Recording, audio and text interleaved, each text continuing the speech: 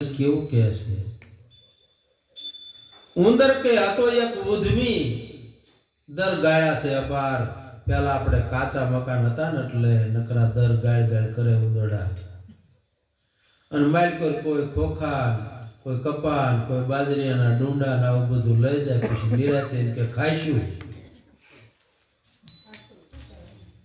તો માલકોર થી પછી યારું ભોરીક નીકળે તો ભાગો આ તો બાપલા કાળ આવ્યો બધું મૂકીને વ્યો જાય.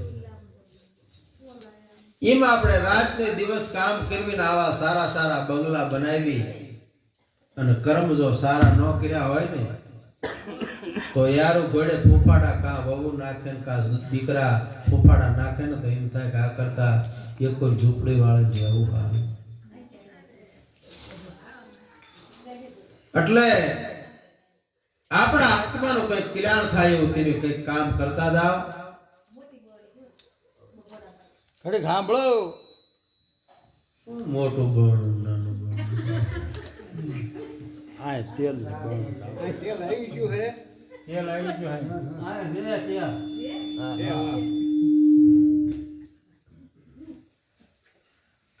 એટલે આવા બધામાં નથી રહેવાનું. આત્માનું કઈક કલ્યાણ કરવાનું છે. કામ ધંધો કરતા જાઓ પણ આપણા આત્માનું કલ્યાણ થાય એવું કંઈક કરતા જાઓ. આજકાલ કરતા દિવસો આપણા વ્યા જાય છે. રોટલા ખાતા ખાતા રાડા ખાવા, નરક ખાવા, ફૂંડવનીમાં જવું પડશે. આ જીવાત્માને અધોગતિએ જવું પડશે. એટલે અધોગતિએ ન જવા દેવું હોય તો આત્માનું કંઈક કલ્યાણ કરો.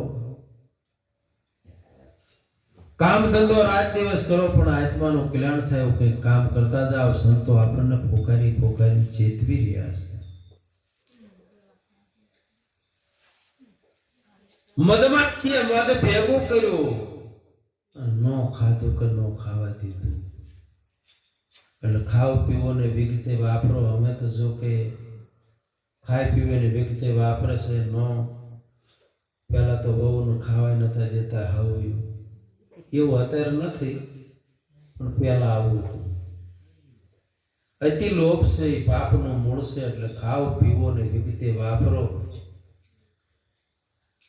અતિ લોભ છે એ પાપનું મૂળ છે. નકર પછી લૂંટનાર આવે ને તો ખોટા ખોટા વ્યામમાં નાખે. તને પિતૃ નડે છે ને કાં તો કિસી દેવ નડે છે. આવા બધા વ્યામમાં નાખીને જોવે અને આપણા પૈસા હેરી લેશે. આવી તર્ક વિદ્યાઓ કરે અને આ જીવાત્માને વ્યામમાં નાખે ને પછી પુણ્યદાન ન કરો ને આત્માનું કલ્યાણ ન કરો એટલે આવા માર્ગે પછી આપણું ધન યોજાય છે. એટલે પુણ્યદાન કંઈક કરતા જાઓ. બોનું ભાણ્યું જો નહીં. આપણા આત્માનું કંઈક કલ્યાણ થાય એવું તમે કંઈક કાર્ય કરતા જાઓ. સાચું ભાતું સંગાતે લેતા જાઓ. આવું સંતો આપણને કહેશે. પોતાના ધર્મને બરોબર જમશે એમ સમજી લો. આપણે કોણ છીએ, ક્યાંથી આવ્યા છીએ. જસણ જાડેજાએ જેટલા પાપ કર્યા હતા એટલે તોળી રાણી કહેશે કે પાપ તારું પોકારી જાડેજા, ધર્મ તારો સંભાળ. એટલે ધર્મ તો કઈને કર્યું નતું પણ પાંચ તત્વ અને છઠ્ઠા આત્માને જાણે ને આ ધર્મ છે.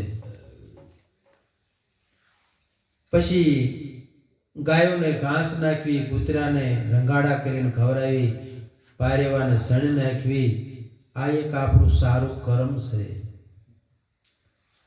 પણ ધર્મ તો આ પાંચ તત્વો અને છઠ્ઠા આત્માને જે જાણે ને એ આ સનાતન ધર્મ છે. તો પછી તમારે પાપ કે પુણ્ય એવું કશું રહેતું નથી. નિરાત મહારાજ તેમાં કહેશે કે હમ હે જોગી અલગ અનાદિ. હવે જોગી કહેતા બે એમને બૈરા હતા અને 12 તો દીકરા હતા. તોય કહેશે કે હમે જોગી અલગ અનાદિ પાર બ્રહ્મ की હે પારા નામ કે રૂપ ગુણ નહીં અમારે અને કબૂ ના ધરો હું અવતારા. કઈ સ્થિતિમાં રહીને કહેતા હશે? આ ધર્મની વાતો એવી છે, પાપ કે પુણ્ય તમને લાગતું નથી. ન્યારા રહીને તમે ખેલો છો, પણ જ્યારે તમે તમારા સ્વરૂપને ઓળખી લો ને તારે.